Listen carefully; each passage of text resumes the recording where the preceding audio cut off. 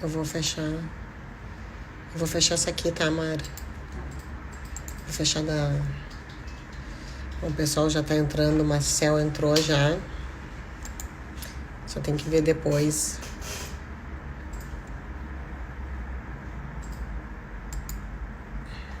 Olá, pessoal. Isso.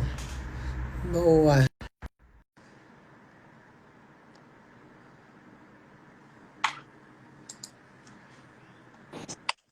Oi, Olá, tudo bom, Luciana? tudo bem, Marcel? Tudo jóia? Ingressante já com o tema fixado. Não, eu já até coloquei o tema ali para a gente já Então, começar já tocando no assunto, né? pois é, então, sabe que eu estava aqui acabando de ler a decisão, né? Mas tem várias questões para a gente responder, Marcel. Esse tema é um tema que é polêmico, especialmente no que É, diz respeito à questão dos grupos de risco, né? Que essa exatamente. questões. O que aparece muito aqui no escritório é justamente essa realidade. Se pode não comparecer no trabalho, se faz parte do grupo de risco, se estão justificadas as ausências, se não estão justificadas as ausências, se o empregador não está adotando as medidas, como é que se atua, como é que não se atua, o que se pode fazer e assim por diante, né? Mas O tema ele tá bem complicado, né, Luciana? Porque tudo, claro, tudo começa com a responsabilidade civil, né? Porque a partir dessa leitura, dessa interpretação da responsabilidade civil, que o empregador vai conseguir fazer as suas ponderações dos riscos a serem assumidos ou não e a quais riscos ele vai submeter os seus empregados, né? Então, porque o risco só existe a partir do momento que existe uma definição da responsabilidade civil. Mas acho que isso tudo a gente tem que falar precisamente quando a gente estiver tocando no tema, né? Tem que ligar o nosso cronômetro, daqui a pouquinho já começa, e começa a tocar especificamente sobre esse tema. Você recebeu muitas perguntas aí, né? Você chegou a me mandar esse arquivo? Não. não te mandei o arquivo porque hoje foi meio atrapalhadinho, doutor Marcel. Até não sei se o senhor percebeu nos nossos grupos de WhatsApp que a demanda está grande. Não, não saiu como aqui também, tá tudo uma loucura, loucura, loucura, como diria Luciano Huck. Intensa e com várias polêmicas envolvendo, né, essa organização inicial e eu não cheguei a te mandar. Eu tenho essas Não, perguntas. perfeito.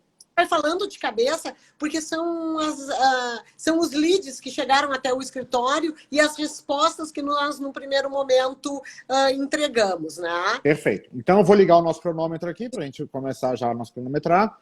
Temos 35 minutos, começou.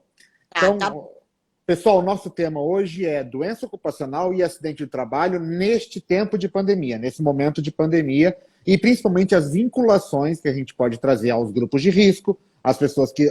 As atividades de risco, né, Luciana? A gente também tem que ponderar o que é atividade de risco, trabalhar diretamente com a população, a própria atividade do pessoal da saúde. Mas antes disso tudo, gente, eu acho que a gente tem que começar pelo raso para a gente poder começar a discutir. Responsabilidade civil. A responsabilidade civil do empregador, né, Lu, ela começa lá na Constituição Federal, que diz que a análise da responsabilidade civil do empregador quanto a um acidente de trabalho ou uma doença ocupacional, num primeiro momento, tirando o julgamento que o STF já fez, ela é subjetiva. Então tem que ter todos os elementos da responsabilidade civil. Fato, consequência e nexo causal e culpa do empregador na ocorrência daquele fato. A gente sabe que o STF já decidiu e já pacificou a decisão de que também é possível ter atividades de risco, aquelas que são consideradas atividades de risco, onde a responsabilidade ela é objetiva. Na Uhum. responsabilidade objetiva, quais são os fatores da responsabilidade civil que ainda se mantém? Fato, consequência, nexo causal, só que se perquire a culpa. Não há Uhum. necessidade de comprovação da culpa do empregador, gente. E agora, na pandemia, Luciana, como é que isso vai funcionar? Como é que a gente vai poder caracterizar a existência ou não de culpa do empregador numa provável ou numa considerada contaminação pelo Covid que pode vir a levar ao falecimento ou alguma outra sequela, né? O Covid não leva apenas ao falecimento. E a gente ainda se depara com um panorama de que empresas que não eram de risco podem ser enquadradas por não tomarem as medidas necessárias para evitar a contaminação, né? E aí existe um paradoxo muito grande, Luciana, principalmente naquelas que, por exemplo, não eram de risco, mas são consideradas essenciais. Então, como é Sim. que essa empresa consegue parar a sua atividade, manter a sua força de trabalho, né, seja numa suspensão ou numa redução, que a gente já falou nas outras lives, e não colocar em risco os seus empregados, né? Muitas vezes a atividade ela não consegue parar. Aqui no interior de São Paulo, por exemplo, nós temos as usinas de cana-de-açúcar, que ficam moendo cana-de-açúcar 24 horas por dia. A máquina ela não consegue parar, ela não para. Então, como que esse empregador, né? A gente vai falar sobre os frigoríficos, por exemplo, né? Como que esse empregador vai lidar com essa situação, né, Luciano? É. Então, essa questão ela é realmente muito polêmica, porque ela vai dar uma releitura desses dispositivos, né? Com Nessas certeza. hipóteses em especial. É muito interessante, Marcel. Eu até estava abrindo aqui, a gente tem a questão, tu falasse dos dispositivos do Código Civil que regulamentam a responsabilidade civil, né, que a gente utiliza como fonte subsidiária, inclusive autorizado lá pelo artigo 8º Uhum, da T, mas uhum. nós no que diz respeito à responsabilidade por dano extrapatrimonial, ingressou agora o 223A na CLT com a reforma trabalhista. Aí nós temos toda uma discussão Inclusive com aquela loucura daquela pauta de tarifação do dano moral, né? tarifação do dano moral. Mas o 223A, ele é categórico. Ele diz, aplicam-se a reparação de danos de natureza extrapatrimonial decorrentes da relação de trabalho apenas os dispositivos desse título. Apenas. Ele exclui o Código Civil como uma fonte subsidiária de Como direito. uma fonte subsidiária. Começa a discutir, né, essa questão de constitucionalidade desse artigo, de recepção. Sim, Tem uma série de fatores também no que diz respeito às indenizações que, porventura, surgirem dessas doenças profissionais ou dessas, eventualmente, desses evento morte relacionado com o Covid, se esse dispositivo é que regulamentaria e eu não faria não, aplicação. até porque, Luciano, até para o pessoal poder entender, né, para a gente não ficar falando grego com eles, a aplicação do Código Civil, desses artigos que a Luciana comentou do Código Civil, ele decorre de uma própria orientação da CLT que fala que quando ela for omissa, quando ela não tratar do assunto ou quando tiver, aplica-se uma outra legislação, desde que não seja contrária à que determina a própria CLT. Agora, a redação que o 223A trouxe, que a Luciana nos apresentou, ele traz na tentativa de evitar a aplicação desse artigo da CLT, né, Luciana? Porque ele vem dizer, aplica-se apenas o que está aqui. Ele não quer que se aplique outras legislações, né? Aplique o Código Civil, especialmente no que diz respeito ao cálculo, ao parâmetro do dano moral. Da indenização por dano moral, exatamente. Parâmetro na legislação civilista, né? Mas a legislação trabalhista ela apresenta um determinado parâmetro, que é toda aquela discussão da tarifação, de tratar os trabalhadores por castas e assim por diante. Então, quando se isso é constitucional ou não, né? Quando tu fizesse a referência do arcabouço legislativo que se aplicaria a essa matéria, tu trouxesse, além da questão do Código Civil, eu trago agora a questão da... Opa, acho que deu algum problema de conexão ou comigo ou com a Luciana, pessoal. Eu não sei, eu estava funcionando. Voltou? Voltou. Voltou? Tá. Eu não estava te ouvindo. Voltou, acho que voltou. Vou fazer que nem a Anitta. Tu viu a Anitta que ela paralisa assim de vez em quando, que é para tirar a foto? Daqui a pouco assim, parou! Então, o que é interessante nesse ponto nós nos atermos? Porque, da mesma forma, esses dias eu conversava com uma amiga, com a Ana Paula, que tu conheces, né? Na verdade, não conheces, mas conheces de ouvir falar. A gente estava falando sobre a questão do compliance trabalhista e ela me perguntou, ela disse, Luciana, se o empregador adotar todas as medidas de segurança,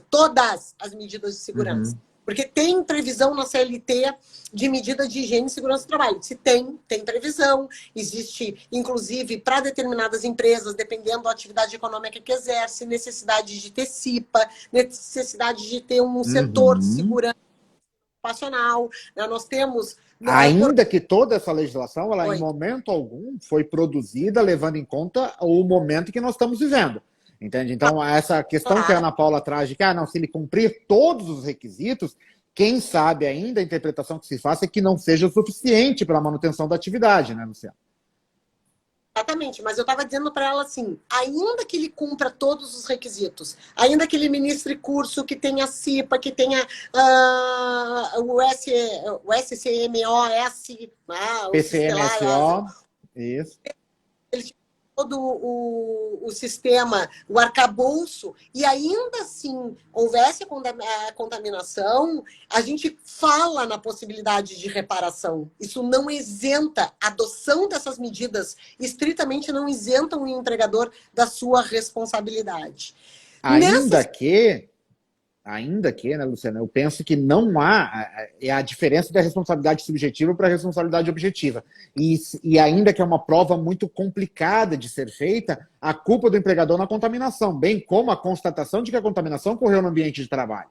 Entende? Esse eu acho que vai ser o nosso grande dilema que a gente vai enfrentar, vai ser, ainda mais agora, nesse momento em que as atividades estão sendo retomadas, as pessoas estão voltando a trabalhar, seja transporte público, a necessidade de transporte público para ir trabalhar, o ambiente de trabalho, de repente, com contato ao público. Como que vai conseguir ponderar a situação de que aquela contaminação por Covid, aquela sequela ocorrida, decorreu do trabalho, né? Acho que é o grande problema que a gente vai enfrentar. E acho que a maioria das perguntas deve vir nesse tema, né, Lu?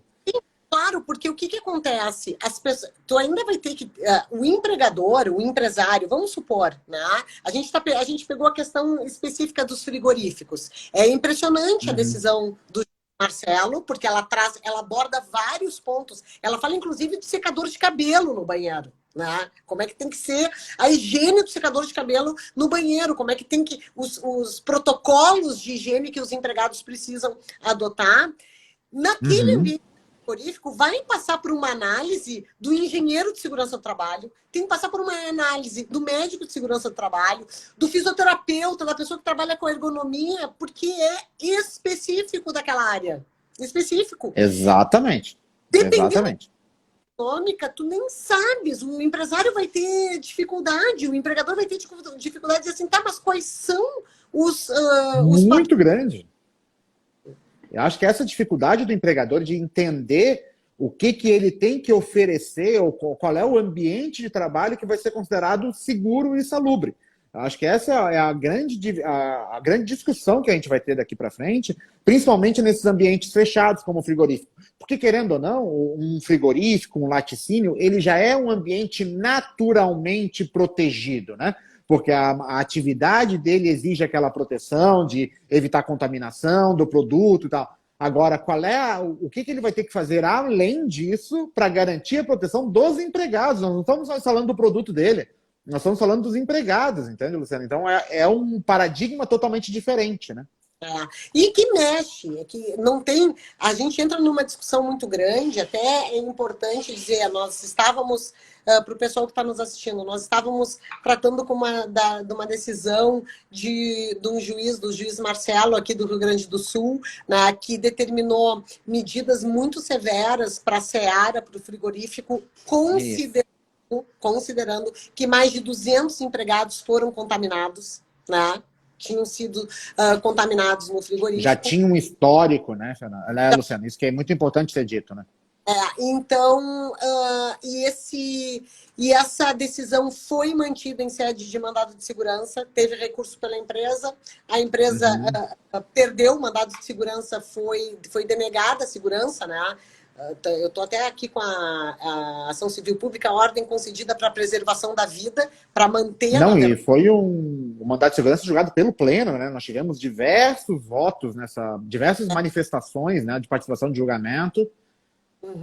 Então, torna definitiva a decisão liminar que determinou a empresa litisconsorte adotasse medidas elencadas de alínea A a B36, sob pena de R$30 mil por pessoa trabalhadora prejudicada. Né? E essa decisão, ela foi muito polêmica, porque esse juiz passou a ser atacado, né? Tem até uma pela democracia em defesa desse magistrado, porque mexe com toda uma lógica econômica. Né? Tanto isso é verdade que quando nós debatemos essa decisão, Marcel, nós tivemos um amigo que disse, tá, mas eu tenho um amigo que é dono de frigorífico que está com gado para o abate. O que ele faz? Exatamente. E que tem o time da produção, né, Luciana? Que é o que eu falo, que é o problema que os empregadores estão enfrentando, é isso, é o time da solução. É muito mais simples, por exemplo, a gente não pode negar que os supermercados ficaram abertos direto, com seus empregados trabalhando diretamente, com pessoas no caixa atendendo, fizeram a proteção acrílica, deram aquela organizada toda, mas o trabalho ali está direto. E ninguém cogita falar que ele pegou, que algum empregado possa se contaminar por Covid dentro do ambiente de trabalho. A gente não vê essa discussão lá dentro dos supermercados, né? Mas numa atividade como a do frigorífico, com esse histórico apresentado, neste caso, de 200 contaminações, aí a discussão já vai para um nível diferente. O que a gente constata, Luciano? Eu não sei se tu chega à mesma conclusão que eu. É que, nesse momento, a análise vai ser efetivamente extremamente pontual. Ainda que a gente tenha essa legislação seletiva da segurança do ambiente de trabalho, em algumas atividades ela vai ter uma análise muito pontual sobre a proteção do empregado. Porque, por exemplo, a análise que se faz de um frigorífico é totalmente diferente do transporte urbano. Nós vamos ter os cobradores, os motoristas expostos diariamente àquelas situações, entende? Então a gente vai ter que ver como é que vai funcionar cada caso especificamente. Vamos para as perguntas, Lu? O que você quer trazer para a gente? Eu estou falando aqui, ó, da dificuldade de nexo causal, né? A Maiara perguntou, eu até acenei para ela, eu botei aqui para responder e vi que eu acenei, Maiara. Fazer a prova também, né? Malemolência, se a pessoa foi infectada fora da empresa. Eu vou eu tô tendendo, Marcel, pelo que eu tenho lido, para o seguinte resultado. Por exemplo, em atividades como frigorífico, em supermercados, para mim seria dispensável o nexo de causalidade, seria a responsabilidade objetiva do empregador. Supermercados, farmácia e não, pois é, mas a gente vai ter que discordar um dia. Porque tu imagina o seguinte, atividades essenciais que permanecem abertas, esses trabalhadores estão se expondo, porque aí tem um outro efeito que nós vamos falar lá na próxima pergunta. A justificativa, quem é do grupo de risco sequer conseguiria justificar sua ausência ao trabalho se não fosse com um laudo, né, devidamente firmado. Mas pera lá, o que eu penso? Outra coisa. Mas o que a minha primeira visão, assim, né, do que eu tenho lido, eu entenderia que para essas atividades essenciais, com grande circulação de pessoas, mesmo que adotada todas as medidas, farmácias, supermercados, contaminação por Covid seria a responsabilidade objetiva, fugiria da questão do nexo de causalidade. A minha tendência de análise é diametralmente oposta. Eu acho que exatamente por se tratar de uma atividade essencial, o mínimo que eu tenho que garantir a esse empregador é uma chance de ele se defender e fazer prova de que o empregador não se contaminou no espaço dele. Porque a partir do momento que tu estabelece como responsabilidade objetiva, ele não pode nem fazer prova de que não foi contaminado no espaço dele. Tá, mas então me diz uma coisa, como é que ele faz prova de que... Como é que ele faz uma prova negativa? Entendeu? Não, eu entendi, eu concordo que é um aspecto muito complexo nessa situação, mas, por exemplo, a prova de que ele tomou todas as medidas de proteção pode ser justificativa por uma redução de indenização, por exemplo. De indenização, de parâmetro de indenização. Não, e automaticamente acaba sendo da responsabilidade também, da responsabilização. Eu acho que a responsabilidade objetiva, ela tira do empregador essa defesa quanto ao cumprimento das regras estabelecidas, entende? Tá, mas sim, Marcelo, mas tu imagina o seguinte, ó, vamos pegar, olha que até o M. Tizuka tá falando nos casos de médicos e enfermeiros. Marcelo Tsukamoto, aqui de Votuporanga. Marcelo, típico caso de responsabilidade objetiva por contaminação por Covid ou eventualmente mas porque já era uma atividade de risco. Já era uma atividade de risco, exatamente. É o seguinte, assim, ó, o que a gente tá... Eu não tinha esta noção da realidade dos hospitais. Aqui no Rio Grande do Sul, a gente está trabalhando com a questão das bandeiras. O que as prefeituras estão fazendo? Elas estão convertendo os leitos de UTIs normais para leitos de UTI de Covid. Então, se tu para conseguir fugir da bandeira e ter os leitos suficientes, tá? Então, eu tenho uma prima que a mãe dela tá doente, ela veio dos Estados Unidos para cuidar, e ela mandou uma mensagem dizendo assim, ó, é um absurdo o que está acontecendo, porque é só Covid dentro do hospital, eu não estou conseguindo leito para minha mãe que está com câncer, né? Mas das pessoas, a quantidade de pessoas contaminadas e que estão andando em vários ambientes é gigantesca. É gigantesca. E aí, Marcel, o que tu percebe? Dentro desse ambiente, a responsabilidade objetiva, tu nem vai discutir se pegou ou se não pegou fora. Marcelo, respondendo para o Marcelo, né, a questão Sim, dos médicos e enfermeiros. Dos médicos e enfermeiros. Agora, no que é atividade essencial, que não era tipicamente de risco, mas que tem um grande trânsito de pessoas, mesmo que tu adote as medidas, Marcelo, porque isso é a regra geral também para responsabilidade subjetiva, entendeu? Eu adotei todas as medidas. Aconteceu o acidente, aconteceu. Tem um nexo de causalidade. Claro, aí tu vai perquirir o nexo de causalidade, a indenização vai ser devida. Né? Geralmente, o que pode acontecer? Eu imagino que talvez seja uma tendência da jurisprudência, como aconteceu nas questões quando adotaram a teoria da responsabilidade objetiva. Reconhecer a responsabilidade objetiva e minorar as indenizações, o valor das indenizações. De repente. Tá? De repente. Então, até o André Machado faz uma colocação aqui, ó. A responsabilidade objetiva gera mera presunção relativa que pode ser medida por prova produzida pelo empregador.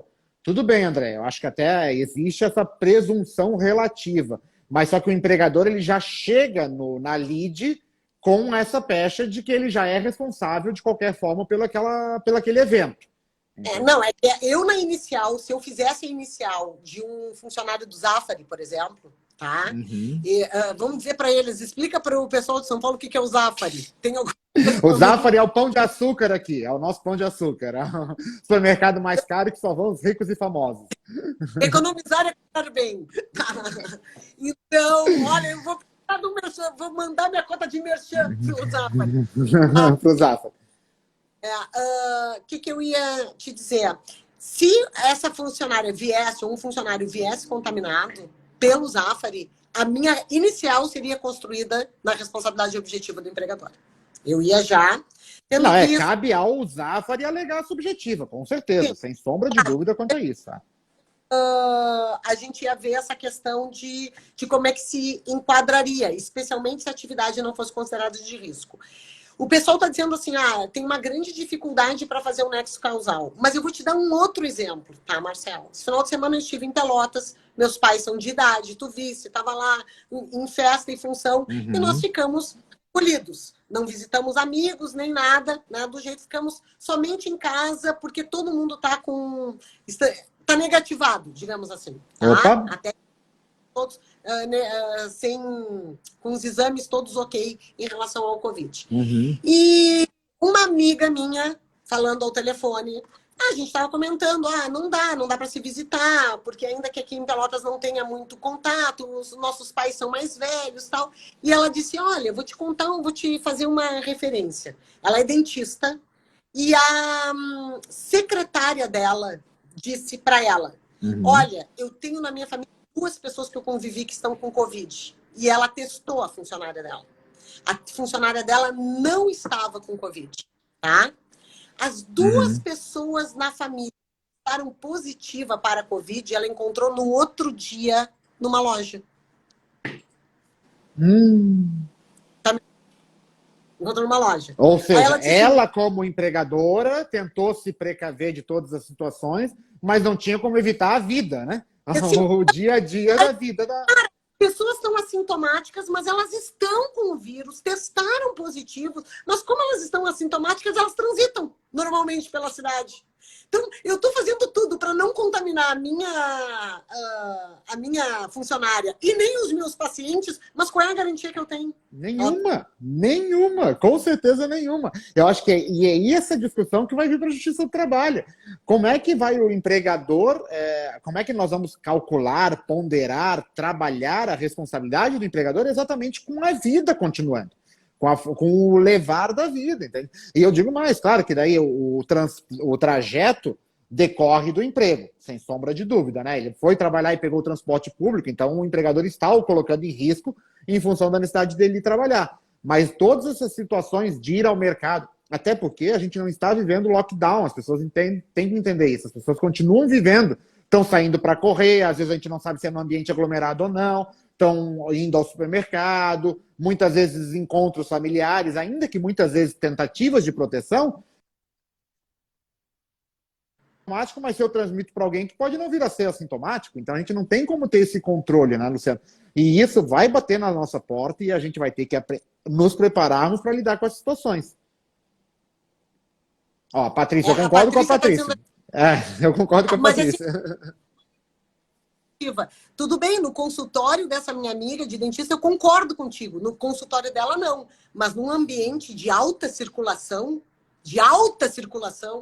porque aí tu sabe que as pessoas. Aí o empregador sabe. Né? E ele tá em mais ainda. As farmácias e os supermercados estão aumentando disparadamente a sua lucratividade. Lucratividade. É verdade. Risco por trás, porque a pessoa que está positiva, que está com um exame de positivo para Covid e vai transitar ali, isso está inserido dentro do risco daquela atividade naquele momento. Por isso que eu Não, é falei. exatamente. E é exatamente essa tua fala que traz ainda mais razão para quando eu digo que vai ter que ser analisado muito pontualmente. Muito pontualmente. Porque totalmente diferente, vamos pensar o seguinte, em regra, um frigorífico, a ideia de um frigorífico é que ele seja um ambiente estéril, para proteção até do produto que ele está produzindo. Eu acho que a atividade do supermercado é muito mais de risco do que do frigorífico. Pois é, mas é que até agora não teve 200, pelo menos noticiado. Contaminados. Exatamente. Noticiado. Todos eles estão vindo dos frigoríficos. Até porque nós sabemos que, de repente, o grau de informação e de instrução, a forma que aqueles funcionários são capacitados Sim. pode ser diferente, né? Pode ser diferente. Mas, Marcel, as principais perguntas que chegam. Vamos lá. Grupo de risco. Sou obrigado a trabalhar? Eu acho que o primeiro ponto é esse tratar do grupo de risco, né? O grupo de risco, gente, o que hoje é considerado grupo de risco, inclusive com conversas com médicos, todo mundo está conversando com médico, está querendo se informar, né? Nós temos 3 grupos de riscos, da minha concepção. O idoso, em primeiro lugar, claro, aquele que é considerado acima de 60 anos, a nossa legislação considera o idoso acima de 60 anos, o obeso e o diabético. São os 3 grandes grupos de risco, que esse sim, eu acho que qualquer empregador que queira se precaver de qualquer situação, além da proteção ao seu empregado, que é o mais importante, a vida do seu empregado, se precaver de qualquer situação em que ele possa vir a ser responsabilizado por algum dano, ele já tem que afastar esse pessoal do grupo de risco. Aqui em Rio Preto, nós tivemos, vamos trazer casos daí, casos daqui, né? Nós tivemos aqui em Rio Preto o pessoal do trabalho de rua aqui, os coletores de lixo e os varredores da empresa que presta esse serviço aqui em Rio Preto, que é uma empresa muito grande. E a orientação que o jurídico da empresa deu foi isso: o grupo de risco já afasta imediatamente. Não necessariamente afasta do trabalho, mas afasta deste trabalho na rua. Ele pode fazer um trabalho num lugar mais isolado, alguma coisa. O que isso faz? A gente pode fazer um paralelo, né? A pessoa que trabalhava no supermercado, por exemplo, ela é grupo de risco e ela trabalhava no caixa. Ali ela está frequentemente exposta. É possível afastar essa pessoa? Se não tem onde colocá-la, a melhor orientação é um afastamento. Fique em casa. Ou põe para o estoque, põe como... Interrupção do contrato de trabalho? Continua pagando. Ou tenta entrar nas previsões da redução ou suspensão do contrato de trabalho da lei. Porque, gente, é possível fazer de um empregado. Eu não preciso fazer a suspensão ou a redução de todos os meus empregados. Não se esqueçam disso. Cada empregado eu faço um acordo para fazer essa redução. Então afasta ele para algum setor em que não haja esse contato público diretamente. Vai ficar no estoque, você trabalha sozinho, com 2 ou 3 pessoas. O empregador ele vai ter que fazer essa consulta ao seu jurídico e encontrar a melhor forma de solucionar a situação do grupo de risco. Mas sim, empregador tem que proteger. É responsabilidade. Até o André Machado falou sobre isso. É pressuposto do risco da atividade econômica, inclusive a proteção dos seus empregados, né, Luciano? Sim. Qual era a outra pergunta, Maralina, que nós temos de lead aqui? O empregador não adota as medidas. Isso. Posso entrar com rescisão indireta do contrato? Não está adotando as medidas, essa era uma. Ele não está adotando, não está disponibilizando o face shield, né? Não usa máscara, não tem álcool gel. Posso entrar com pedido de rescisão indireta do contrato de trabalho? Tipo assim, nas suas devidas proporções, os empregados que estão trabalhando na Alvorada, né? Querer pedir a rescisão indireta do seu contrato de trabalho, porque o empregador que mora no Palácio da Alvorada não usa máscara e teve Covid recentemente, né? Luciana, eu entendo que sim. Eu entendo que é um caso típico para rescisão indireta, principalmente para o grupo de risco. Principalmente para o grupo de risco. Considerável, né? Perigo de mal. Exatamente, perigo de mal considerável, sabe? É a exposição a um risco que é inaceitável numa situação como essa, sabe? Ainda mais como essas medidas de proteção, e eu digo, Luciana, a lei ela pega quando a sociedade se adapta à lei. É visível o quanto a sociedade está se adaptando a isso. Todo lugar que você chega tem aquele pé gel, né, para lavar as mãos com álcool gel. Todos estão usando máscara. Agora, o empregador que, por sua livre e espontânea vontade, não cumpre essas indicações, ele é alvo, sim, para uma rescisão indireta e pagar todas as verbas rescisórias, quiçá uma indenização. Não, é que tem muitos questionamentos também. Olha, o André está nos cumprimentando ali. Muito obrigada, André. Não, ele está participando intensamente aqui na nossa live hoje. Não, tem algumas empresas de pequeno porte que já estão sofrendo as consequências desse período, né, pandêmico nos seus negócios, e ainda nós orientamos a adotar as outras medidas. E por vezes as pessoas dizem, eu não tenho condições, eu mal estou aberta. Então, isso ainda, a senhora está me dizendo que eu preciso adotar essas outras medidas e se eu ainda posso sofrer uma fiscalização, e agora vem, acho que é a nossa última pergunta, porque já estamos quase estourando o tempo. Não, já deu 32 minutos aqui.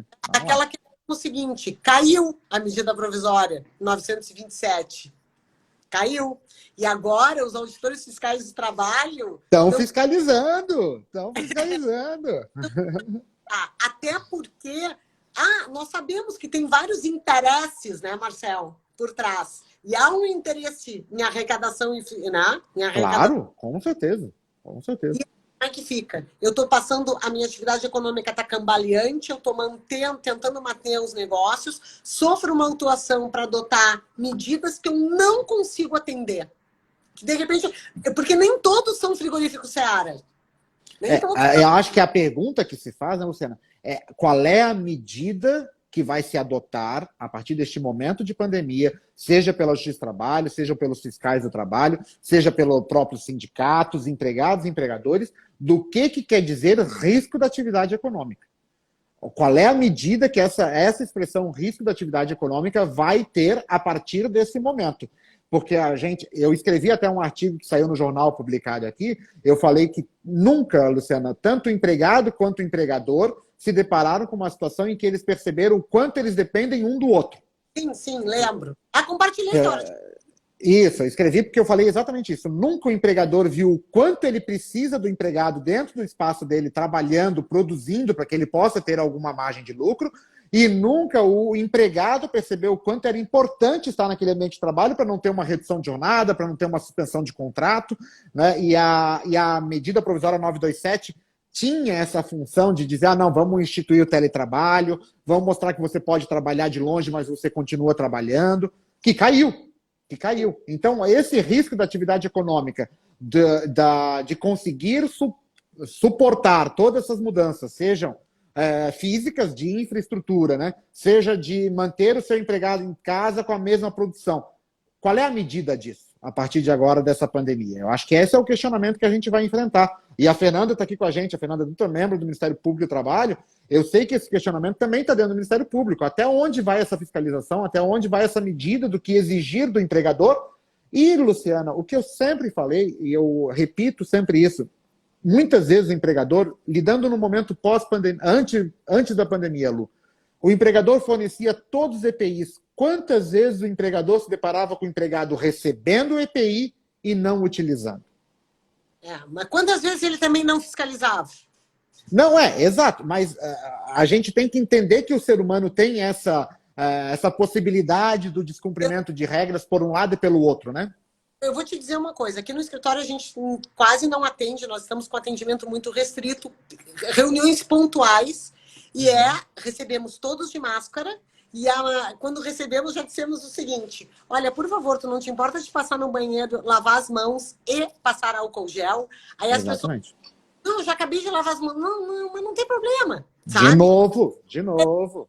É um constrangimento. causa um certo constrangimento. Ah, a senhora se importa de eu ficar sem máscara? Não, na verdade me importo. Então vamos falar de máscara, porque tem que adotar um certo protocolo. Tem restrição de pessoas, não atendo mais do que 2 pessoas por dia, com espaçamento, uma no horário no turno da manhã, outra no turno da tarde. Não, nós conseguimos nos organizar dessa forma, porque nossos clientes têm muito acesso à tecnologia. Outros escritórios que atendem clientes sem acesso à tecnologia talvez não conseguissem, né? Já dificulta, exatamente. Sabe? Então, eu acho que a ideia que a gente queria trazer na live de hoje, gente, era isso, era instigar o debate. Porque realmente nós não temos as respostas, a gente está tentando construir ideias em cima disso, e a participação de vocês é muito importante para isso. Inclusive, né, Lu, vamos relembrar o pessoal, essas lives, elas estão disponíveis, as pessoas estavam me perguntando essa semana, Lu, onde que tem disponibilidade da live? Ela está no IGTV do Aranaud Advocacia, fica salvo lá. Ela está disponível no canal do YouTube da revista Temes, para quem quiser seguir, e está disponível no canal do YouTube do Aranaud. E a gente indica mais um canal, que está tendo lives semanais também, que é o canal da Lotec Academy. Isso. Vocês acham todos esses canais. Revista Temes, Lotec Academy e Aranaud no YouTube, e as lives estão disponíveis aqui no Instagram, no IGTV do Aranaud. Então, quem quiser, se inscreve lá, que vocês conseguem estar por dentro. Todas as nossas lives estão disponíveis. Neste padrão, 35 minutos, para não perder muito tempo assistindo, né, Lu? De não cansar de nos assistir em 35 minutos. Luciana, eu quero te fazer, não uma provocação, mas já informar que eu recebi muitas dúvidas essa semana sobre a Lei 14.022, principalmente a análise do artigo 10, que fala da estabilidade. Porque agora é que nós vamos nos deparar com a questão prática disso, né? As suspensões e as reduções de jornada estão terminando.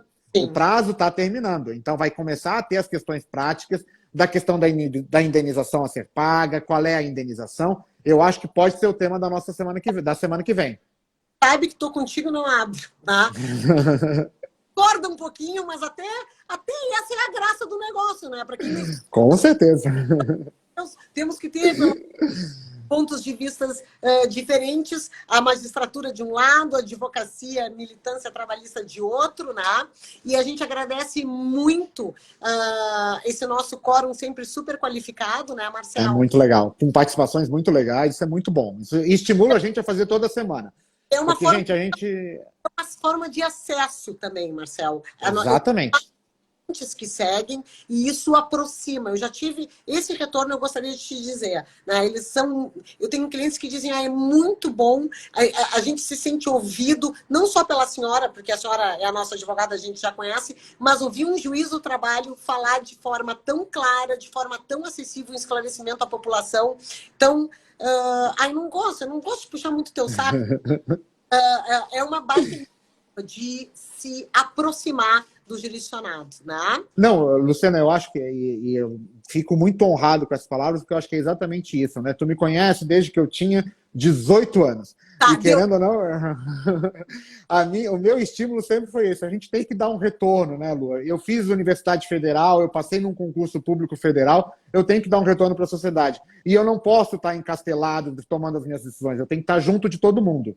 Exatamente. Ó, hashtag... Gente, por favor, sigam os nossos canais, se inscrevam. O tema da semana que vem, já fiquem sabendo, será estabilidade prevista na Lei 14.022.